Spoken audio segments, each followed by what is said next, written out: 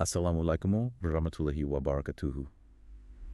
And may the peace, mercy, and blessings of Allah be upon you. Imagine for a second that you are listening to, like, the most important speech of your entire life. Right, something truly life-altering. Exactly. And it's being delivered by someone you just revere more than anyone else in the world. But right in the middle of this profound address, you hear this loud, rhythmic beating of drums outside the window. Oh, man. Yeah, a massive shipment of goods has just arrived in town. And your mind immediately starts racing. Right, because you know if you don't get out there right now, the best items are going to be gone. Right. So the question is, would you stand up, turn your back on the speaker, and just walk out to secure your spot in line? I mean, it sounds crazy when you put it like that. But historically, an entire congregation did exactly that. Mm. And today, we are going on a custom-tailored deep dive into an exhaustive analytical study of Surah Al-Jumu'a, which is chapter 62 of the Quran. It is such an incredibly rich text. It really is. Our mission today is to uncover how this specific chapter acts as really a comprehensive socio-political and spiritual constitution for the Muslim Ummah. Yeah, and we're going to see how it addresses the exact psychological anxieties, the economic pressures, and that deep fear of missing out that you still grapple with today. Because the historical stage it was revealed on was just an absolute crucible of human pressure, wasn't it? Oh, absolutely. To really understand the weight of this chapter, you have to mentally place yourself in the Medinan period. Right. The early Muslim community had just survived over a decade of intense, brutal physical persecution back in Mecca. It's just fighting to stay alive. Exactly. And then they migrate to Medina, and suddenly the game completely changes. They went from merely trying to survive to, well, actually establishing a fledgling state. Which brings a whole new set of problems. Exactly. And in this new environment, the socioeconomic tension is just palpable. They are encountering established communities, particularly various Jewish tribes who have a very entrenched, rich tradition of scripture and law. And highly structured weekly rituals, right? Right. Critically, their weekly Sabbath observance. So the entire social, economic, and cultural dynamic of Medina was just totally different from anything the early Muslims had experienced before. So that sets up this huge foundational question for me. Why was a new weekly gathering even necessary for this community? That's the big question. I mean, if the goal was just to have a day to remember God, wouldn't any quiet day of rest work? Like, you look at the concept of a weekend today, and it seems so passive. Why this very specific new institution of Jumu'ah, the Friday gathering? Because, and this is a critical distinction, the Friday gathering was absolutely never designed to be a day of rest. Oh, really? Yeah, the community did not need a day to just put their feet up and disengage from reality. I mean, they were actively building a civilization from the ground up. Right. They didn't have time to just chill out. Exactly. The Muslim Ummah needed a mechanism of active mobilization, continuous education, and collective remembrance. You really have to remember the psychology of Medina at that time. It was pretty volatile, right? Yeah. Very complex and volatile. There were internal vulnerabilities, shifting political allegiances. You had hypocrites hiding within the ranks, and just massive worldly distractions as they tried to build an economy from scratch. So this surah comes in as a sort of corrective curriculum. Precisely. It operates as a profound corrective curriculum. It was designed to bridge that massive gap between high, abstract theological ideals and the really gritty, everyday reality of economic survival that every single person in that community was facing. Okay, so to understand how this curriculum works, the sources point out that the text starts at the very foundation of reality itself. It does. We have to look at the opening verse, which places this chapter among what are known as the Musabihat. Right, the chapters that open by declaring the absolute perfection and glorification of God. Yeah. Verse 1 tells us that whatever is in the heavens and whatever is on the earth is constantly exalting Allah. And the Arabic phrase used there is yusabihu lillahi. The linguistic mechanism here is just what makes it so powerful. How so? Well, it uses the imperfect present tense verb. So it doesn't say the universe glorified him once in the distant past. It signifies a continuous, perpetual, unending renewal. Like it's happening right now. At every single millisecond. The entirety of the cosmos, from the most massive celestial bodies, the supernovas and galaxies. Out of the tiny stuff. Yeah, down to the smallest terrestrial particles, the atoms and quarks. They are all engaged in this unbroken rhythmic act of declaring God's perfection. It is an inescapable cosmic rhythm. Wow. The image that comes to my mind when you say that is like walking into a colossal, unimaginable stadium. I like that. And the entire crowd, billions of entities, are already on their feet, engaged in a deafening, continuous standing ovation. Right. The stars, the oceans, the mountains, they are all already participating in this cosmic rhythm. And then there's us, human beings. The late arrivals to the stadium. Exactly. We walk into the stadium. But unlike the celestial bodies that do this by their very programmed nature, we have volition. We have a choice. We can choose to sit out.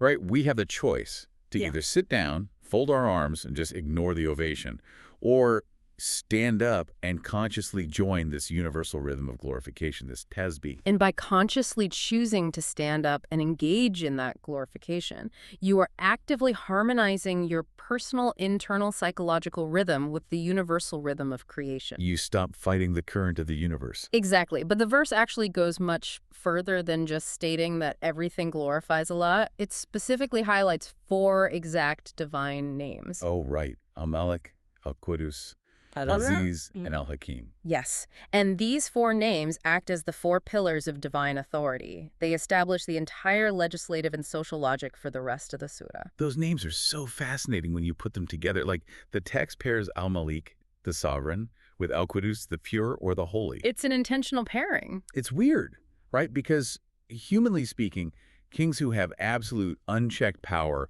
are almost always deeply corrupt. Like, power corrupts. Absolutely. So how does combining these 2 attributes upend the way people in Medina understood power? Well, it completely shatters their paradigm. Al-Malik establishes absolute ownership.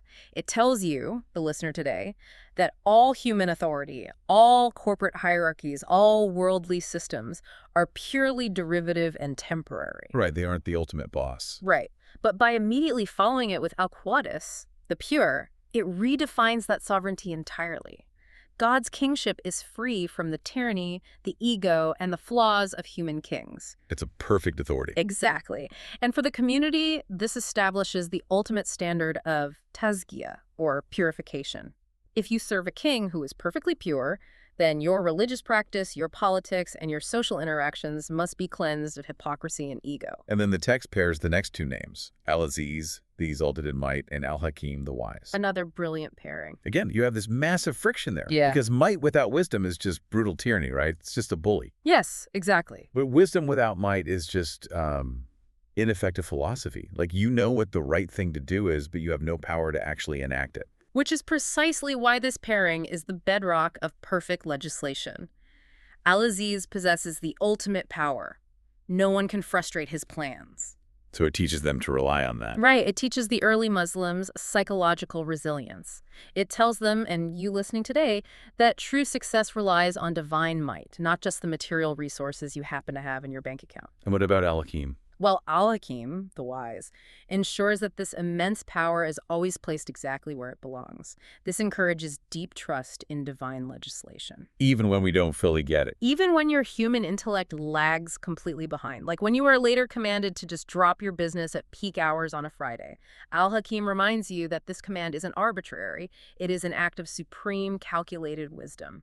The sources highlight a really profound sociological reality here, too.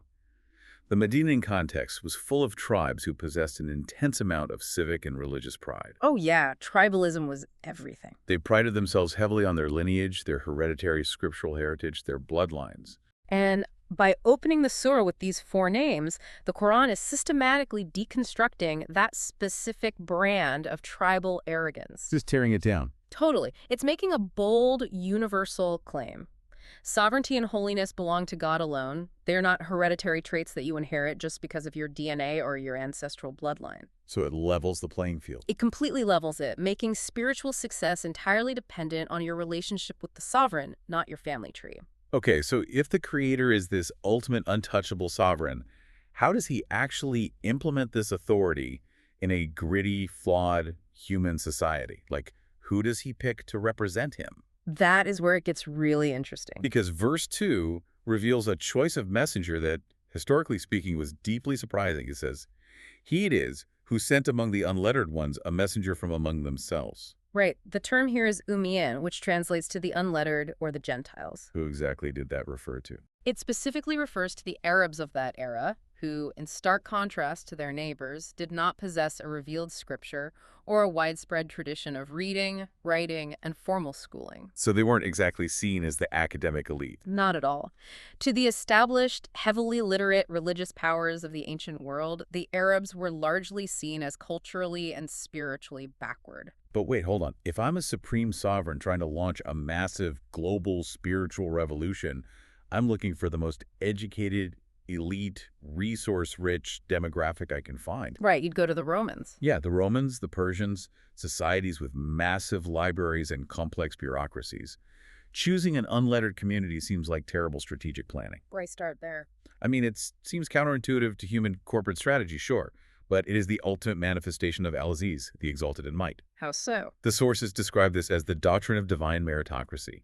It is a deliberate, profound rebuke to human elitism. Oh, wow. It sends a permanent message across time that true spiritual leadership does not rely on your academic pedigree, the wealth of your civilization, or your societal status. It's basically saying, I don't need your libraries to succeed. Exactly. The fact that the most incredible societal transformation in human history was brought about by an unlettered prophet among an unlettered people proves that the success was a divine miracle, not the result of human socioeconomic engineering. And it wasn't just a sudden magical shift, right? There was a highly specific mechanism at play. The verse lays out what the sources call the fourfold prophetic methodology, or tarbiyah. Yes, the 4 steps of transformation. This is the actual curriculum that took a society from what the Quran calls manifest error to becoming the leaders of civilization in literally a single generation. It's unprecedented. So let's break it down. The first step of this curriculum is tilawah, recitation. Right, reciting to them his ayat. This is the auditory and intellectual engagement. You have to expose the human soul to the divine frequency before anything else happens. It's raw exposure. Exactly. For you listening today, the mechanism here is critical. Education and transformation begin with that raw exposure. It's a reminder to prioritize direct, unfiltered engagement with the actual text of the Quran over just reading secondary literature or listening to commentary. The actual words have a spiritual weight. Then comes the second step, and the sequencing here is what really catches my attention. It's tazkiyah, purification. Purifying them. This is the active cleansing of the human heart from arrogance, from greed, from tribalism, and from all moral filth. And what's crucial here is that this purification is placed before the teaching of the actual laws. Yes.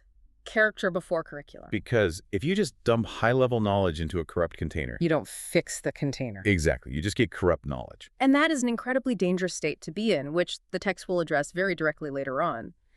The prophet transformed a society that was literally tearing itself apart with tribal warfare and vice by first focusing on the purification of the self. You have to clean the vessel first. Right? You have to clean the vessel before you pour the pure water of knowledge into it, or the water itself just becomes toxic. Okay, so once that vessel is clean, we hit the third step.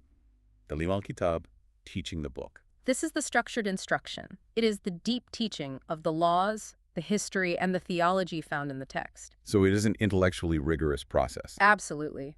Islam demands rigorous, structured learning of the divine book. It is an intellectually robust tradition. And finally, the fourth step, Kalim al-Hikmah, teaching wisdom. But how does wisdom actually differ from just knowing the book? That's a great distinction. Hikmah is overwhelmingly interpreted by classical scholars as the sunnah of the prophet, his lived, breathing example. So the practical application. Exactly. Knowing a law is just information. Knowing how, when, and why to apply that law in a complex, messy human situation, that is wisdom. Like the difference between reading a manual and actually doing it. Right. It is the difference between reading a manual on how to fly a plane and actually sitting in the cockpit with a master pilot.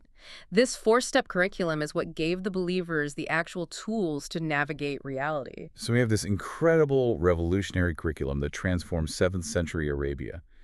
But the text immediately proves this was never meant to be a localized, Arab-only phenomenon. No, not at all.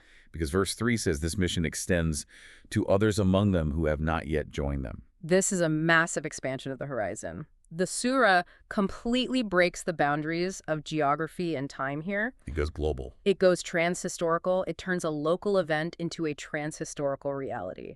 The mission wasn't just for the people standing physically in front of the prophet. It was a constitutional mandate for people who hadn't even been born yet or who lived on the other side of the planet. I know the historical records, the rigorously authenticated collections known as the Sahih. They document a very specific, visceral moment when this verse was actually revealed. Oh, yes. Can you walk us through what happened in that room? It's a breathtaking moment. So the companions are sitting with the prophet, and this verse is revealed about others who have not yet joined them. Right. The companions, naturally curious, they ask, "Who are they, O messenger of Allah? Who are these others?" And what does he do? The prophet doesn't say anything at first. The room is just completely silent. Then he reaches out and physically places his hand on Salman al-Farsi. A Persian man, not an Arab. Exactly. In a highly tribal, ethnocentric society, the prophet physically touches a foreigner to make his point. That completely shatters the racial hierarchy of that era. It absolutely obliterates it. And the prophet declares, if faith were at the Pleiades, which is the highest, most distant star constellation, even then, men from his people would attain it. Wow. He isn't just praising Salman's personal intelligence, is he? No, he is establishing a constitutional declaration of absolute racial and ethnic equality within the Ummah.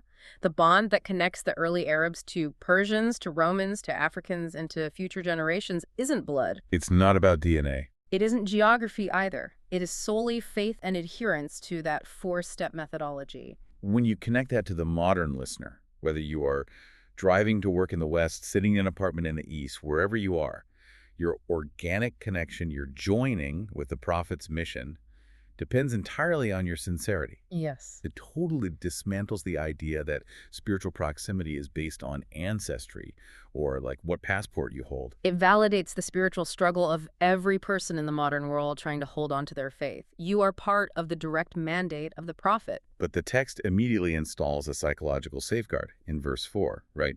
To prevent this from turning into a new form of arrogance. Right. It says that is the grace of Allah, which he bestows on whom he wills. The sovereignty of grace, or fadl. By attributing all of the success entirely to God's grace, it forces a psychology of deep gratitude rather than entitlement. You didn't earn it on your own. Exactly. You didn't earn this guidance purely because you have a high IQ or because your parents were righteous. It is a gift.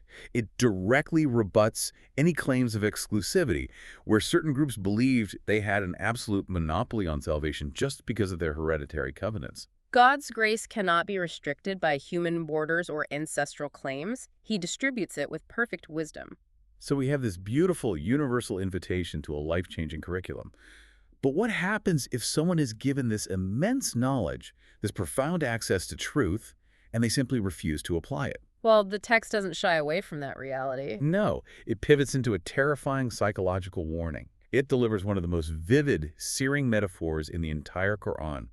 Verse 5 talks about those who are entrusted with the Torah but failed to uphold it, and compares them to a donkey carrying volumes of books. The imagery is just painfully precise. The verse uses the specific word humilu, which means they were entrusted with or loaded with a heavy burden. So it wasn't light reading. Right. The revelation was a profound responsibility. But because they failed to uphold it, because they skipped that second step of tazkiyah, the purification of their hearts, the blessing actually mutated into a curse. Oh, wow. Think about it. A donkey can have a stack of the most profound, universe-altering philosophical treatises strapped to its back. It feels the agonizing physical weight of those books. It gets exhausted by them, but it accesses absolutely none of the wisdom. The intellect is carrying the data, but the soul is completely starved. Exactly. I try to translate this to the modern listener, and I think of it like this. It's like carrying a smartphone with a terabyte of the world's most profound spiritual wisdom, but you only use it as a very expensive paperweight. That's a great analogy. Like you feel the physical weight in your pocket, but you access none of the transformation. Or it's like someone who spends a decade memorizing a massive medical encyclopedia to become a surgeon. Right? They carry all that immense heavy data in their head. They know every artery and vein. But they arrogantly refuse to ever wash their hands before operating on a patient. Wow. That's visceral. Right. The knowledge doesn't save anyone. It actually makes them significantly more dangerous because they have the authority of a doctor, but the hygiene of a plague rat.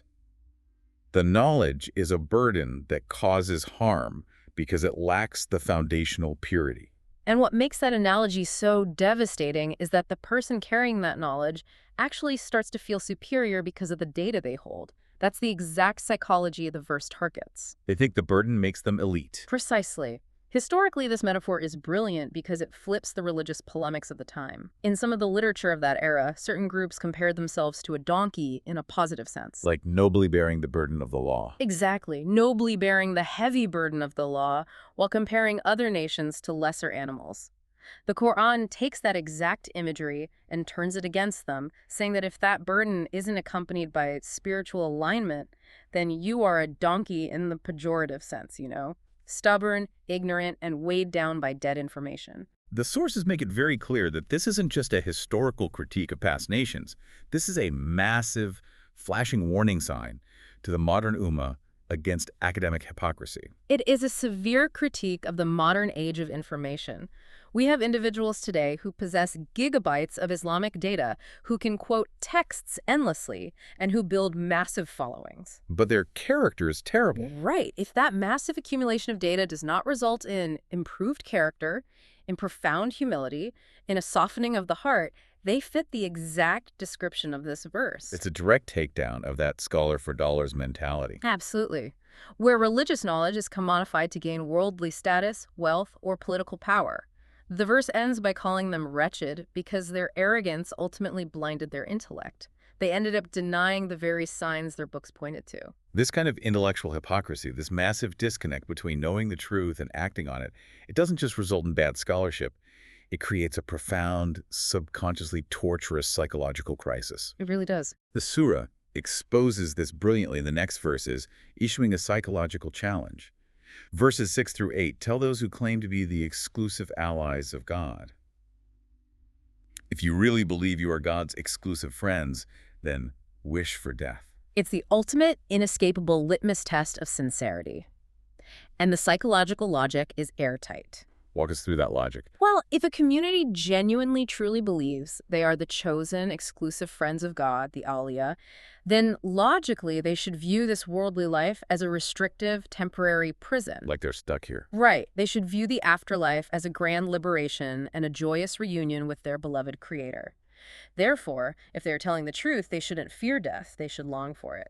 Verse 7 immediately calls their bluff, saying, "But they will never long for it, because of what their hands have sent on before them." The text is exposing that their intense, crippling fear of death is actually a symptom of subconscious guilt. They know they messed up. Deep down, past all their religious posturing, they know they have corrupted the truth. So they know death isn't a reunion with a loving friend. It's walking into the courtroom of a judge they have actively betrayed. But I want to ask you about the mechanism of this fear today. Because how does this apply to the average listener who might just naturally be afraid of dying? Is the text saying that any fear of death is a sign of hypocrisy? Oh, not at all. It is not saying the natural, biological human instinct of self-preservation is evil. Okay, good. What it is presenting is a highly sophisticated Islamic thanatology, a study of the psychology of death. It's contrasting two mindsets, acceptance versus avoidance. We definitely live in an avoidance culture. Modern culture lives in aggressive, relentless denial of death. We flee from it through the anti-aging industry, through endless entertainment, by building empires, and by simply refusing to talk about it. We distract ourselves to death. Our 8 shatters that illusion. It says, "Indeed, the death from which you flee will surely meet you." We'll meet you. It doesn't say it will catch you from behind. Oh, wow. The Arabic word is mulakyukum, right? It will meet or encounter you. Exactly. Death is not a predator chasing you from behind while you sprint away. Death is a fixed appointment waiting for you up ahead. Every single day you live, every breath you take, you are running towards it. So the harder you try to run away through distraction, the faster you actually arrive at the meeting. Exactly. So the Quran's psychological antidote to death anxiety is not escapism, it is preparation. Preparation over panic. Yes. The mechanism of curing this fear is to transform that inevitable event from a terrifying unknown end into a deeply prepared meeting with the knower of the unseen. It redefines the concept of failure entirely. It does. True failure isn't dying before you make your first million or before you retire. True failure is arriving at that inescapable meeting with empty hands, or with hands that are stained by corrupt deeds you sent forward. And true success. True success is sending forward a lifetime of sincere ethical actions, so that when the meeting happens, you aren't crippled by that agonizing subconscious guilt. If the ultimate goal of our existence is to prepare for this inescapable meeting, how do we actually do that in a world that is literally designed to constantly distract us? We need a drill. Right. We live in a noisy, demanding, highly optimized society. We need a recurring physical mechanism to practice this preparation. And that brings us to the legislative heart of the sutta, found in verse 9. This is where the high theology physically hits the pavement of daily life. The verse commands, "O you who have believed, when the call is made for the prayer on the day of Jumu'ah, then proceed to the remembrance of Allah and leave trade." This isn't just about adding a nice weekly ritual to your Google Calendar, is it? No, this is about establishing a hard, unyielding boundary that prevents you from becoming the disconnected donkey or the guilt-ridden avoider of truth we just discussed. It forces a radical weekly reset of your priorities. The linguistic and legal nuances here are incredibly specific. Let's look at the call, or nudia. Nudia refers to the exact moment the adhan is called, when the imam steps onto the pulpit. So it's a very precise trigger. Very precise. From a jurisprudential standpoint, at that exact moment, a legal prohibition activates for the believer. Worldly pursuit is now paused by divine decree. And then it says to hasten to the remembrance of Allah. The word is fazo. But the sources say this doesn't mean you should start physically sprinting down the street to the mosque, right? Right. Prophetic traditions explicitly forbid running frantically to the prayer. You are instructed to walk with tranquility and dignity. The word say implies an earnest endeavor or a zealous intent. So it's an internal movement. It is a profound psychological and neurological shift. It means dropping the mental baggage. You aren't just moving your physical body into the mosque while your brain is still negotiating a contract or worrying about an email. You're mentally checking out of the world. Exactly. You are mentally and spiritually hastening. You are actively prioritizing this divine appointment above all worldly noise. And then comes the explicit command, leave trade, wad daru el bay. The text specifically mentions bay, which means trade, buying, or selling. But Islamic jurists apply this broadly. It means halting all distracting worldly activities. So in today's world, what does that look like? It means closing the shop, yes, but it also means stopping all digital commerce. You do not log on to that office Zoom meeting. You stop answering work emails. You put the phone on Do Not Disturb. You entirely sever your connection to the worldly hustle. When you think about the mechanism of this today, it is incredibly countercultural. When you physically close your laptop at 1 p.m. on a Friday during peak business hours, you are literally rewiring your brain's dopamine pathways. It is a profound detox. You are actively breaking the addiction to the hustle by proving to your own nervous system that your survival depends on the provider, not the provision. I love how you phrase that. The verse says that is better for you if you only knew. Because purely through the lens of capitalist economic logic, closing your shop during peak hours is a massive financial loss. It makes no sense on a spreadsheet. Right. But the divine logic asserts it is a massive gain. You are proving that money is a tool, not your God. The sovereign summoned you, and you showed that his call overrides the transaction. And that radical detachment is the foundation of true spiritual and psychological health. The gain it brings, the spiritual recharging, the communal solidarity of standing shoulder to shoulder with people from all walks of life, and the unseen baraka or blessing that Allah places in the wealth you do earn, it far outweighs the few dollars you might have made in that hour. It establishes the absolute sanctity of sacred time. Yes. But Islam is not a religion of permanent monasticism. You aren't supposed to stay in the mosque forever, completely divorced from reality. As soon as that sacred hour is over, the divine logic flips entirely, moving us to verse 10. Right, back to the world. The verse says, "But when the prayer is ended, disperse in the land and seek Allah's bounty, and remember Allah much so that you may prosper." This provides the perfect counterbalance, introducing the concept of the integrated life. It explicitly commands the believers to disperse, Fantashiru. So you have to go back to work. While most jurists view this as a permission rather than a strict obligation to run straight back to the office, it powerfully legitimizes and dignifies worldly endeavor. The mosque is not the only place of worship. The earth itself is a place of worship. The rebranding of work here is profound. It doesn't call returning to your job a secular toil or a mundane burden. It elevates it. It calls your daily labor seeking the bounty of Allah, Fadl Allah. It shifts your entire psychological perspective on your career. Also, The marketplace is no longer viewed as a ruthless secular arena where you crush the competition and hoard wealth. It becomes a sacred landscape to discover and receive God's gifts. Oh, that's beautiful. And when you view your work as seeking God's pure bounty, rigorous ethical constraints naturally follow. Yeah. You simply cannot seek God's pure bounty through corrupt, exploitative, or haram means. You are forced to pursue a halal hustle. But there's a massive condition attached to this prosperity. The verse says, and remember Allah, much so that you may prosper. Right. It's incredibly easy to feel spiritual. And remember Allah when you're sitting quietly on the carpet in the mosque, smelling the incense, listening to a beautiful recitation. The environment does the heavy lifting for you. It's a curated environment. Exactly. But the real test, the actual spiritual obstacle course, is remembering the sovereign when you're out there negotiating a high-stakes contract, or when a client is screaming at you, or when you have the quiet opportunity to cut an unethical corner to hit your quarterly targets, and no one would ever know. And that is precisely why the condition of remembering Allah much, Dikir Catherine, is explicitly attached to the marketplace, not just the mosque. It has to happen in the chaos. True spirituality in Islam is forged and tested in the chaos of the market. If you engage in business, if you pursue wealth and career advancement without this constant, active internal compass of remembrance, you plunge right back into the spiritual deadness we talked about earlier. You become the donkey again. You regress right back into becoming the donkey carrying the books. You have the outward Islamic identity, but none of the transformative reality.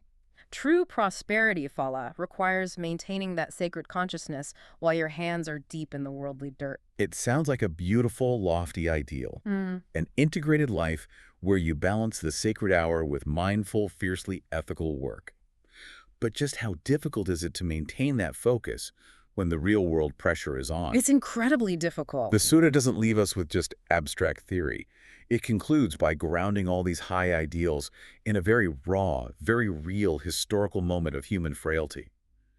Verse 11 paints an incredibly vivid picture. The historical context here is absolutely essential. A scene for us. Authentic traditions record that on one particular Friday in Medina, the Prophet Muhammad was standing on the pulpit delivering the Jumu'a khutbah, the weekly sermon. While he is speaking, a major trade caravan belonging to a man named Dia al-Kalbi arrives from Syria.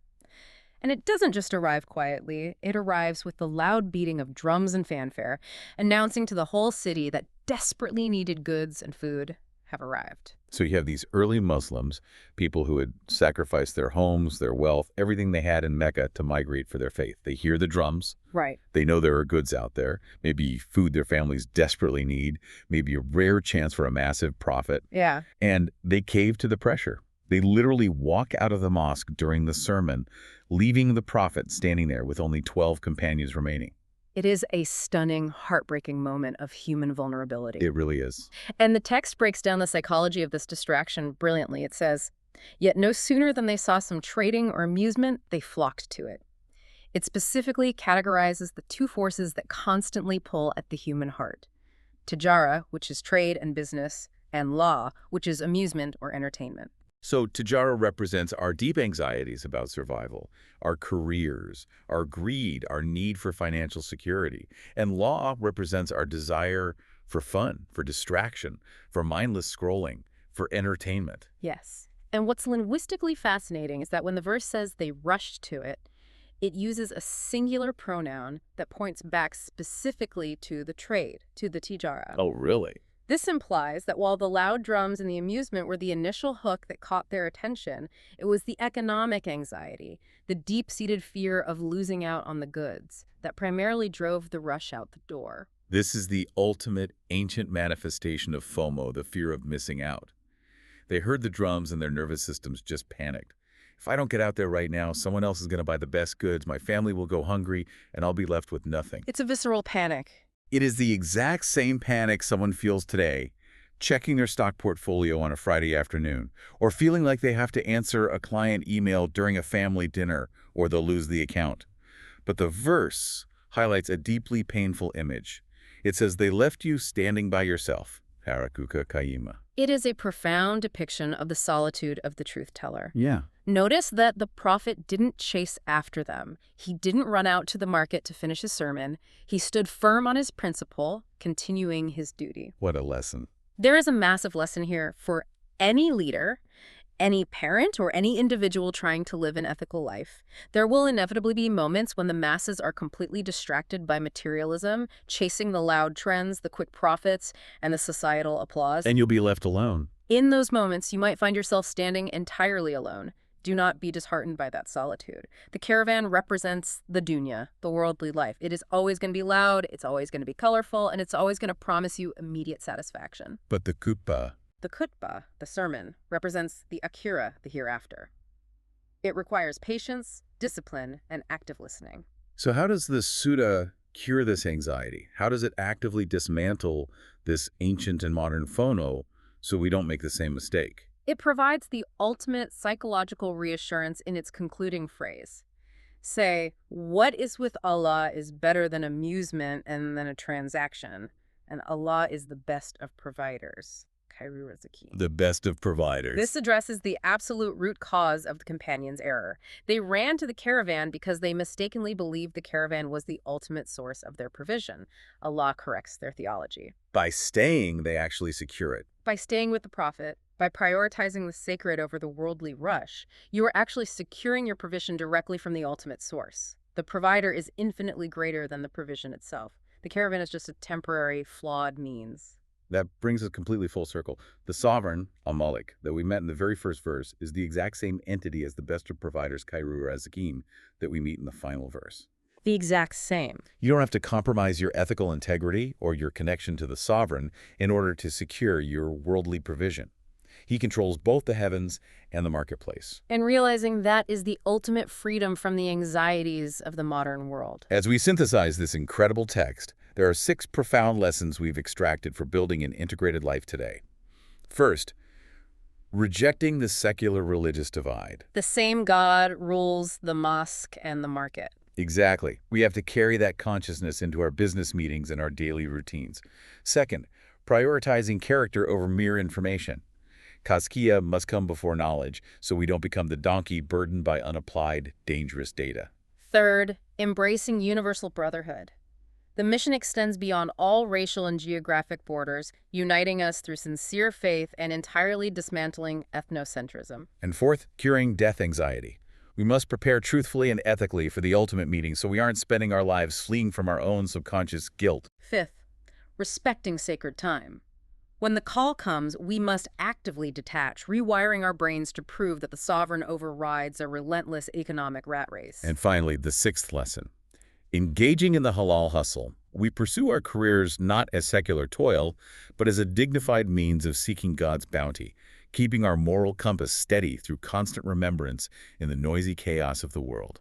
It is a truly comprehensive curriculum. It provides the exact tools needed to navigate the pressures of reality without losing your soul in the process. I want to leave you, the listener, with a final provocative thought to mull over today. Look at your life right now. What caravan is beating its drums outside your window? Good question. Is it a toxic job demanding all your sacred time and energy? Is it the endless numbing amusement of social media trying to distract you from what actually matters? When the noise of the world gets overwhelmingly loud and the drums start beating, will you panic and run to the distraction? Or will you have the psychological and spiritual strength to stay standing with the truth? Jazakallah, khair, may Allah reward you with goodness for spending your valuable time listening to us.